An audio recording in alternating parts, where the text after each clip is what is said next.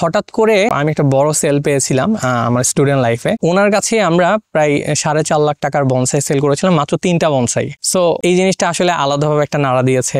একটা ধাক্কা ছিল 20,000 সেল করে, আরেকটা ধাক্কা খেয়েছিলাম আসলে 4.5 লাখ টাকার বনসাই সেল করে। সেই ধাক্কাগুলো আসলে দিয়ে দিয়ে একেবারে উপরে চলে আসছি আলহামদুলিল্লাহ। আমি আসলে স্টুডেন্ট লাইফে এই কাজটা শুরু করেছিলাম আর মাত্র অনার্স শেষ করলাম, কিন্তু আলহামদুলিল্লাহ আমি যেটা দেখছি যে আমার ফ্রেন্ডরা কিন্তু জবের জন্য ট্রাই করছে। সো আমি আসলে ট্রাই করলে আমিও জব পেতাম, কজ সেই ক্যাপাবিলিটি আমি নিজের মধ্যে অর্জন করে ফেলেছি আলহামদুলিল্লাহ। কিন্তু যেটা দেখেছি যে আসলে স্টার্টিং পয়েন্টে যদি আমি জবে ঢুকি এখন, আমার আসলে স্যালারি 20 to 30,000 হয়তো বা আমি পাবো, কিন্তু আমি যখন বনসাইয়ের দিকে চিন্তা করি আমি কিন্তু এখন মান্থলি হচ্ছে আমার লাখ টাকার উপরেই সেল আছে। সো আমার রেভিনিউ পার মান্থে 70 to 80,000 এমনিই চলে আসে। তো আর বড় সেল যদি আসে আলহামদুলিল্লাহ ওইটা কখনো কখনো লাখ টাকার উপরেও চলে যায়। পৃথিবীর বিভিন্ন জায়গা থেকেও কিন্তু আমাদেরকে মানুষ নক করে, ফিলিপাইন, অস্ট্রেলিয়া, ইউকে থেকেও এরকম মানুষ আমাদেরকে নক করেছিল যে can you send me your bonsai in my country. হ্যাঁ, এরকম অনেক মানুষ অনেক রকম কমেন্টস করে বা মেসেজ করে, কিন্তু এখনো আমরা ওই পর্যায়ে যেতে পারিনি যে আমরা এক্সপোর্ট করব। তবে ইচ্ছা রাখি, আগ্রহ রাখি যে ওয়ান ডে ইনশাল্লাহ আমরা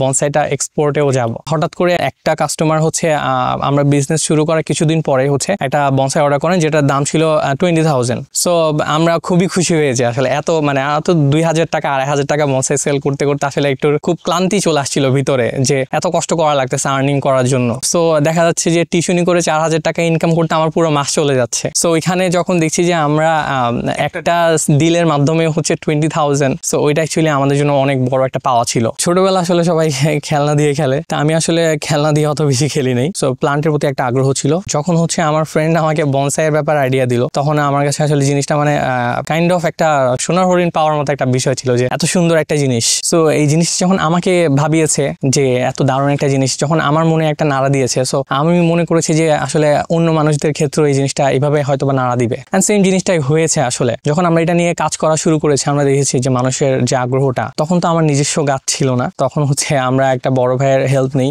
উনি বনসাই আর্টিস্ট ছিলেন। সো ওনার বনসাই গুলো দিয়ে আমরা আসলে যাত্রা শুরু করি। প্রথম সেলটা অ্যাকচুয়ালি আমরা ফেসবুক পেজের মাধ্যমে পাই। তখন হচ্ছে মোহাম্মদপুর যেতে হয়েছিল। সো আমি তখন স্টুডেন্ট, সো আমরা বলছি গাড়ি ভেঙে ভেঙে ভেঙে ভেঙে হচ্ছে আমি ডেলিভারি দিতে গেছিলাম, হাতে করে বনসাইটা নিয়ে গেছিলাম শুরুর দিকে। কজ তখন আসলে একেবারে চিন্তা ভাবনা ছিল খুবই সংকীর্ণ, কারণ হচ্ছে 2 টাকা সেভ করতে হবে এরকম একটা মেন্টালিটি তখন ছিল। সো ওই জায়গা থেকে এইগুলা চিন্তা ভাবনা করে যখন হ্যান্ড ওভার করলাম, ক্লায়েন্ট হচ্ছে পেমেন্টটা দিল, একটা ভালো লাগা কাজ করে যেত না। যখন প্রথম টাকাটা হাতে পেলাম, হ্যাঁ, তখন হচ্ছে আলাদা একটা ফিলিংস কাজ করলো যে আর্নিং এখান থেকেই শুরু হচ্ছে। সেই বনসাইয়ের বিজনেসের ক্ষেত্রে কিন্তু অনেক টাকার প্রয়োজন পড়ে, কিন্তু আমরা এটার একদমই ব্যতিক্রম।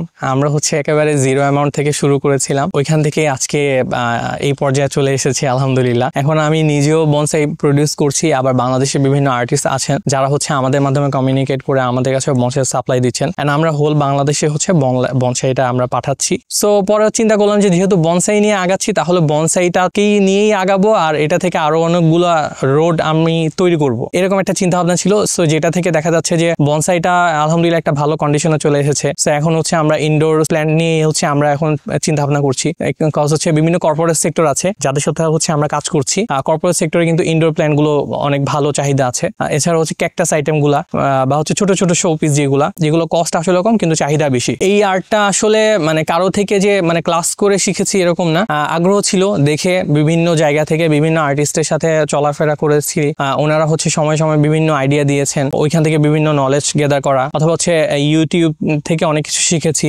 এছাড়া হচ্ছে ফেসবুকের বিভিন্ন পেজে ফলো করে রাখা ছিল, তো সেখান থেকে বিভিন্ন টাইম বিভিন্ন রকম ভিডিও সামনে আসে। সো একটু দেখে নিই যে এটা কিভাবে করছে। ফ্যামিলি মেম্বাররা চাই যে একটা সিকিউরড লাইফ। আম্মু আমাকে সবসময় বলে আসে যে একটা সিকিউরড লাইফ দরকার তোমার, তুমি বিজনেস করতেছো, বিজনেসে কোনো ভরসা নেই, আজকে ভালো করতেছো কালকে দেখবা যে একটা ঝামেলায় পড়ে গেছো, তখন কি হবে?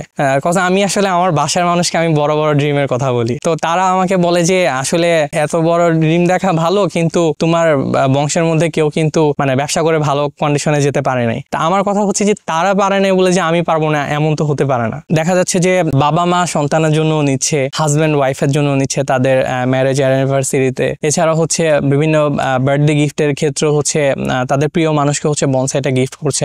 এটা আসলে কি সম্পর্ক যেভাবে ধীরে ধীরে একটা অনেক বড় পর্যায়ে যায়, সেরকম ভাবে একটা বনসাই সেও কিন্তু হচ্ছে আপনার ছোট থেকে খুব যত্ন সহকারে আদরের সহকারে হচ্ছে সে গ্রো করে। সো এইটা আসলে মানুষের আত্মার সাথে বলতে গেলে একটা কানেকশন তৈরি করতে পারে বনসাইটা।